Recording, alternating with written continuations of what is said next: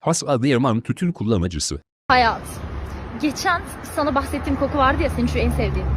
150.000 TL'ye Trendyol'a indirime gelmiş. Şak diye aldım. Ve sonra... Emine Nuva okuru korması. Amlacı yerin marş basmayan Tofaş'a donmuş. Duman attı. 650.000'de dizel gibi. Hayatım. Gerçekten geçen hasta olmuştum. Kuru öksürük kalmıştır, gitme. Bu nasıl guru öksürük amına koyayım. İyi, bu koltuğa başlayacağım. Vallahi dur gitme. Dur gitme.